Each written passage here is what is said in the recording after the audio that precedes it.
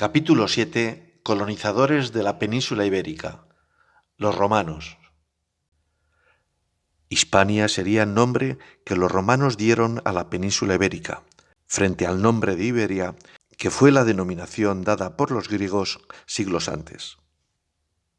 Se conoce como Hispania romana a los territorios de la península ibérica y las Islas Baleares durante el periodo histórico de dominación romana.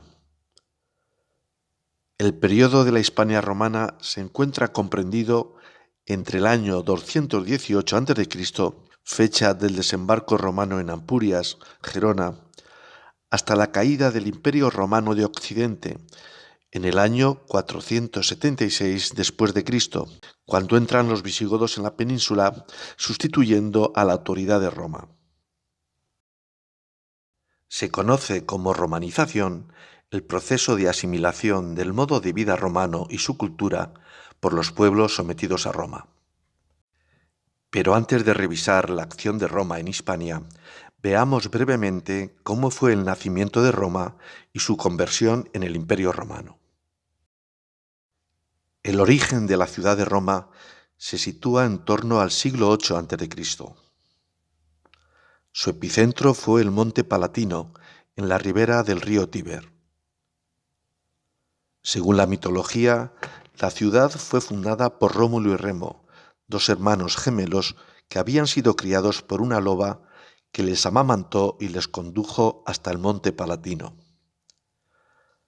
Más allá de la leyenda, los historiadores creen que los primeros pobladores de Roma fueron un grupo de pueblos de origen italiano, como los latinos, sabinos y los etruscos procedentes de la Toscana, que recalaron en las inmediaciones del Tíber, comenzando a construir sus chozas de barro y ramaje sobre la cima del Monte Palatino, a salvo de las crecidas del río y como lugar estratégico para la defensa de sus enemigos. Además del territorio, estos pueblos procedentes de la península itálica compartían lengua y costumbres religiosas. Tras el Monte Palatino, fueron progresivamente poblando las colinas de los montes colindantes hasta culminar la ciudad-estado de Roma en el siglo siguiente. La primera forma de gobierno de Roma fue la monarquía, que duró desde su fundación hasta el año 509 a.C. Los reyes de este periodo fueron fundamentalmente de origen etrusco. El último rey etrusco fue Tarquinio el Soberbio, un verdadero tirano cuyos abusos originaron la revolución de la nobleza romana, expulsando a los etruscos y fundando la República. La monarquía romana fue sustituida por la República. En esta etapa, el gobierno de la ciudad estuvo en manos de las clases más ricas y nobles. Y es que Roma nunca llegó a ser una democracia como Atenas, debido a que las clases populares tenían escasa cultura cívica y delegaban la solución de los asuntos de la ciudad en la nobleza, los patricios. Así, solo los patricios tenían derechos ciudadanos que se plasmaban en una serie de asambleas, también llamadas comicios, donde se proponían y votaban leyes junto a otras resoluciones que afectaban al gobierno de la ciudad, además de elegir anualmente los diversos cargos de gobierno, cuyo poder máximo recaía en 2 cónsules, que detentaban el poder ejecutivo y dirigían el ejército. A su vez, una asamblea formada por los patricios más influyentes constituía el Senado, que era la institución con la más alta autoridad de la República. Se encargaba de ratificar las leyes votadas por los comicios, dirigir la política exterior y la supervisión de las finanzas públicas. Los miembros del Senado no eran elegidos popularmente, sino que ingresaban por derecho propio y eran vitalicios. En cualquiera de los casos, el poder tenía un origen religioso que arrancaba del propio dios Júpiter, dios del cielo. En este sentido, como ya sucediera con los griegos, contaban con un amplio elenco de dioses. Por ejemplo, Saturno, dios del tiempo; Neptuno, dios de los mares; Marte, dios de la guerra; o Venus, diosa de la belleza y el amor, entre otros. Por debajo de los patricios en la escala social se encontraban los plebeyos. Los plebeyos en un inicio eran de origen extranjero. Se dedicaban a la artesanía, la agricultura, el comercio y los servicios en general, a cambio de los cuales recibían protección, pero no tenían derechos civiles. Por último estaban los esclavos. Había dos tipos de esclavos: los públicos y los privados. Los primeros pertenecían al Estado y trabajaban en servicios públicos, como por ejemplo en las minas estatales, y en general en los trabajos más penosos. Los esclavos privados pertenecían a familias particulares y solían trabajar en el servicio doméstico o en la agricultura. En relación con esto estaba la figura del liberto, que se refería a un antiguo esclavo que había sido liberado de su servidumbre y se había convertido en un ciudadano libre, pero no tenía los mismos derechos que el ciudadano originariamente libre. La situación social iría cambiando con el tiempo. La expansión de Roma y sus necesidades defensivas obligaron a los patricios a admitir en el ejército a los plebeyos y luego a otorgarles derechos civiles, como el derecho a voto en los comicios y más adelante el derecho a ser elegidos para las diversas magistraturas. A finales del siglo V a.C., los plebeyos más ricos y destacados pudieron ingresar también en el Senado. De esta forma fueron obteniendo la igualdad política. Progresivamente, Roma irá extendiendo la ciudadanía romana a los habitantes de los distintos territorios bajo su control, como eran las provincias romanas, las cuales consistían en todos los territorios bajo su dominio situados fuera de la península itálica. Hay que tener en cuenta que en tiempos de máximo esplendor del Imperio Romano, este abarcaba desde el Océano Atlántico por el oeste hasta el Mar Caspio por el este, y desde el desierto del Sáhara por el sur hasta Escocia por el norte. La Roma republicana fue un estado guerrero. La base de su poder fueron las legiones romanas. Las legiones de la época republicana eran unidades semejantes a los actuales regimientos de infantería, formadas por ciudadanos soldados. Las legiones fueron la más eficiente fuerza militar de la antigüedad, superando incluso a las falanges macedonias. Las necesidades de asegurar sus fronteras, conquistar nuevas tierras para instalar a sus ciudadanos y dedicarlas a la agricultura para abastecerlos, defender a sus aliados, expandir su comercio o la simple gloria militar, incitaron a los romanos a la expansión geográfica.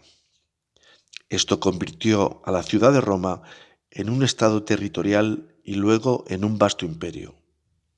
A mediados del siglo III a.C., la península itálica había sido conquistada, unificada y anexada a Roma. Roma se constituyó así en la unidad central de la República y del posterior Imperio Romano. A finales de la República, en torno al siglo I a.C., la situación social se había deteriorado gravemente. Las guerras de conquista produjeron grandes mortandades entre los pequeños propietarios que formaban el grueso de las legiones. La pobreza aumentó aún más debido a la acaparación de las mejores tierras de la península itálica por parte de la aristocracia y por el aumento de la esclavitud. Los patricios y plebeyos que ocupaban el Senado, así como sus parientes, terminaron por formar una clase cerrada que acaparó riqueza y poder, la casta senatorial. Todo ello hizo que la República Romana acabase víctima de sus propias guerras civiles, a lo que añadir la complejidad de administrar sus vastas conquistas territoriales, lo que desembocó en un debilitamiento creciente de la República que acabó transformándose en un nuevo régimen, el Imperio Romano. La necesidad de formar y mantener grandes ejércitos acostumbró a los generales a ejercer el poder personal y a desobedecer al Senado. El ejército, formado ya por soldados profesionales, eran más leales a sus jefes que a Roma. La necesidad de gobernar extensos territorios hizo necesaria la existencia de un fuerte poder central que la República no podía ofrecer. Los primeros que se atrevieron a ejercer ese poder personal frente al poder de la República fueron los generales Cayo Mario y Lucio Cornelio Sila, los cuales, apoyándose unas veces en la clase senatorial o clases ricas y otras veces en las más populares, lucharon encarnizadamente por el control de la República, protagonizando la primera guerra civil de Roma en el año 88 a.C. Pero el primer militar que se atrevió abiertamente a declarar su aspiración a la realeza fue Julio César. En medio de una gran guerra civil, Julio César venció al general Pompeyo y sentó las bases de una nueva monarquía. Aunque nunca se proclamó emperador, Julio César puso las bases del poder casi absoluto del que dispondrían en lo sucesivo los futuros emperadores de Roma. Pero en el año 44 a.C., Julio César fue asesinado por los republicanos descontentos. Su muerte fue el resultado de una conspiración de algunos de sus partidarios y de sus enemigos políticos, con los que se habría enfrentado en la guerra civil anterior. César fue apuñalado en el Senado por varios de sus asesinos. No obstante, sus partidarios, entre los que destacaban los generales Marco Antonio y Octavio, se reagruparon y vencieron definitivamente a los republicanos en la batalla de Filipos, en el año 42 a.C. A partir de ese momento, la república quedó sepultada y ambos generales se repartieron el imperio. No tardaría en estallar una última guerra civil en la cual Octavio venció a su rival Marco Antonio en la decisiva batalla de Actio, que tuvo lugar en el golfo del mismo nombre en el noroeste de Grecia, año 31 a.C. La batalla de Actio fue la conclusión de una manifiesta enemistad entre Octavio y Marco Antonio. Tras perder la batalla, Marco Antonio y su amante aliada Cleopatra se suicidaron al año siguiente.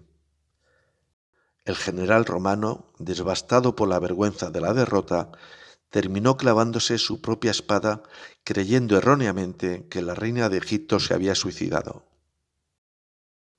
Pocos días después fue Cleopatra quien decidió acabar con su vida. Unas fuentes dicen que dejándose morder por una cobra egipcia. Otras versiones aseguran que Cleopatra se envenenó utilizando un ungüento tóxico. Tenía 39 años. Tras su victoria en Actio, Octavio se convirtió en el primer emperador romano en el año 27 a.C., recibiendo el sobrenombre de Augusto. En cuanto a Hispania, esta pasó a ser una parte fundamental del Imperio Romano, proporcionando a éste un enorme caudal de recursos materiales y humanos, y siendo durante siglos una de las partes más estables del mundo romano y cuna de alguno de sus emperadores, como Trajano, Adriano y Teodosio I el Grande.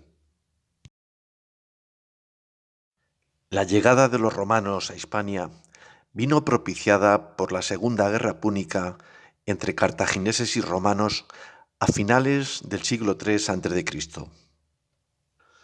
Los cartagineses entonces estaban asentados en la península, ocupando una parte importante del sudeste peninsular, donde habían fundado su colonia principal, Cartago Nova, la actual Cartagena.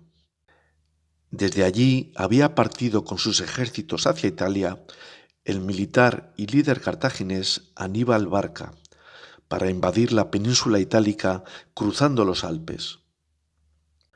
La invasión romana en Hispania tuvo como principal finalidad cortar las líneas de abastecimiento cartaginesas que sostenían la invasión de la península itálica por Aníbal.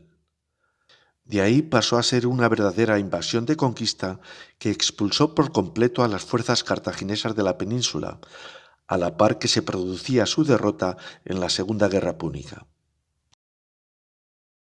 Sin embargo, Roma aún tardaría casi 2 siglos en dominar la totalidad de la península ibérica, debido principalmente a la fuerte resistencia de los pueblos del interior, celtíberos, lusitanos, astures, cántabros. La conversión oficial de Hispania en parte del Imperio Romano fue en el año 19 a.C., durante el gobierno de Octavio Augusto, que tuvo que intervenir personalmente en las últimas campañas militares para reducir a los últimos pueblos hispanos y lograr culminar la conquista de Hispania por Roma. La conquista romana de la península ibérica se dio en varias etapas, que esquemáticamente son las siguientes. Primero vencieron a los cartagineses y ocuparon la costa mediterránea. Luego vencieron al caudillo lusitano Viriato y ocuparon el oeste. Y finalmente conquistaron el centro de la península tras las guerras celtíberas. La dominación romana perduraría hasta la entrada en Hispania de las primeras tribus bárbaras, ya en el siglo V después de Cristo. Al tiempo que Roma establecía su dominio sobre la península ibérica, también importaba a la misma su particular forma de organización social, su economía, sus leyes, las infraestructuras, calzadas, acueductos, puentes, monumentos, teatros, basílicas, termas, sistema de calefacción central y aislamiento contra la humedad en las viviendas, faros en los puertos, entre otras aportaciones. De todo ello se conserva hoy un importante legado arqueológico y cultural, entre los que destacar el acueducto de Segovia, uno de los monumentos romanos más importantes en España, el Teatro Romano de Mérida o el Puente de Alcántara, Cáceres, por citar algunos. Destacar también el proceso llamado latinización, proceso que trajo consigo la pérdida de los idiomas indígenas y la paralela sustitución de estos por el latín, que aún hoy permanece en las lenguas romances habladas en España, descendientes directas de aquel, como son el español, el gallego, el catalán. También se consideran lenguas romances el portugués, el francés, el italiano y el rumano. La sociedad hispana se organizó al igual que la del resto del Imperio Romano, en hombres libres y esclavos. Los hombres libres podían votar, participar en el gobierno y ser propietarios de tierras. Los esclavos, en cambio, no tenían ningún derecho y eran propiedad de algún hombre libre. Las mujeres podían ser libres o esclavas, pero no tenían en ningún caso los mismos derechos que los hombres. Desde el primer momento, los romanos organizaron Hispania mediante la subdivisión de esta en diferentes provincias administrativas bajo el gobierno de pretores que actuaban como virreyes en nombre de Roma. Destacar que todas las provincias estaban conectadas por calzadas, una de las principales aportaciones de obra civil romana en su proceso colonizador. Inicialmente, Hispania se dividió en dos grandes provincias. A una provincia la llamaron Ulterior, que era la más alejada de Roma, y a la otra la llamaron Citerior, que era la más cercana a Roma. El territorio que cada una de estas provincias englobaba fue variando con el tiempo a medida que Roma conquistaba nuevos territorios ibéricos. Durante los primeros tiempos del dominio romano, las dos provincias mencionadas comprendían los siguientes territorios: la Hispania ulterior, la más alejada de Roma, comprendía Andalucía, el sur de la provincia de Badajoz y el sur de la región de Murcia. Su capital fue fijada en Córdoba.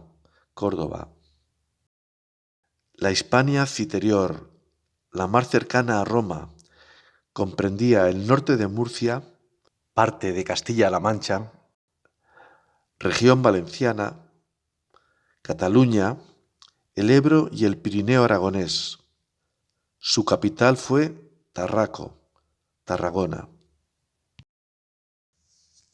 Al finalizar las guerras lusitanas y celtíberas entre Roma y dichos pueblos, año 133 a.C., el dominio romano se amplió a Extremadura y la mayor parte de Portugal, que fueron incorporadas a la Hispania ulterior, desdoblándose ésta en una nueva provincia llamada Hispania ulterior lusitana, cuya capital era Augusta Emérita, Mérida, y el resto de la Hispania ulterior pasó a denominarse Baética, que tomó su nombre del río Baetis, hoy Guadalquivir. Posteriormente, con la reforma administrativa del Imperio Romano que lleva a cabo el emperador Diocleciano en el siglo III después de Cristo, se dividió a su vez la provincia de la Hispania citerior en tres nuevas provincias: la Galaecia, Galicia, Cartaginensis, Cartagena, y Tarraconensis, Tarragona, quedando por tanto un total de 5 provincias. Un siglo más tarde, las Islas Baleares conforman una nueva provincia desgajándose de la cartaginense, cuya capital era Cartagonova, Cartagena. Durante la época republicana, las riquezas mineras y agropecuarias de Hispania atrajeron a gran número de emigrantes romano-itálicos, que, unidos a los soldados establecidos en la península, comenzaron a asentarse y conformar nuevas ciudades. En su política de conquista, cuando los habitantes de las ciudades ofrecían resistencia a Roma y eran derrotados, pasaban a ser vendidos como esclavos.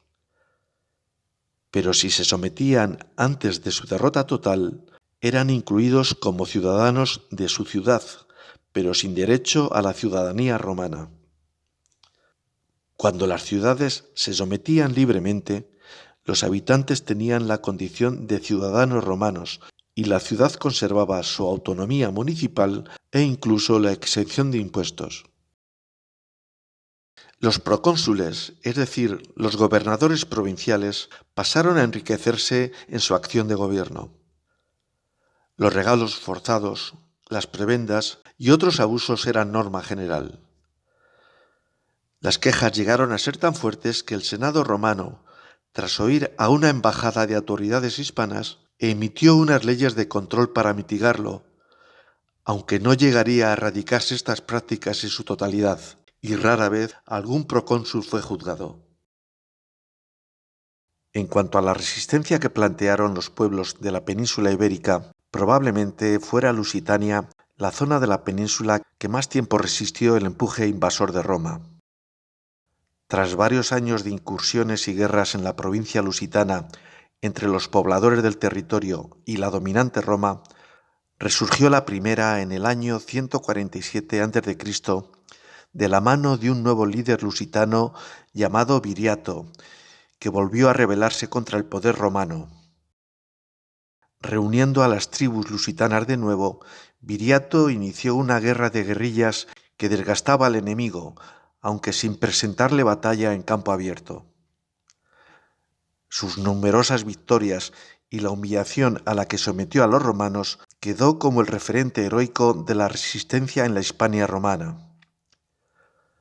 Viriato fue asesinado por sus propios lugartenientes, muy probablemente sobornados por Roma. Con la muerte de Viriato desaparece también la última resistencia organizada de los lusitanos. Otro foco de fuerte resistencia se plasmó en las guerras celtíberas, enfrentamientos bélicos producidos a lo largo de los siglos III y II a.C. entre la República Romana y los distintos pueblos celtíberos que habitaban en la zona media del Ebro y la meseta superior de la península.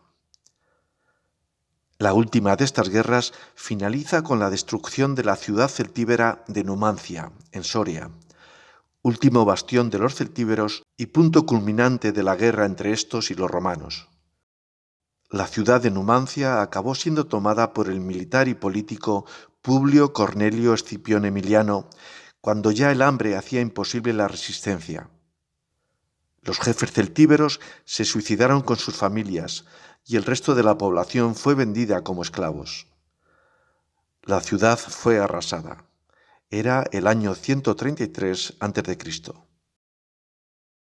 Durante el gobierno de César Augusto, Roma se vio obligada a mantener también una cruenta lucha contra las tribus astures y cántabras, pueblos guerreros celtas del norte de Hispania, que presentaron una feroz resistencia a la ocupación romana, poniendo en jaque durante muchos años a las poderosas legiones de Roma.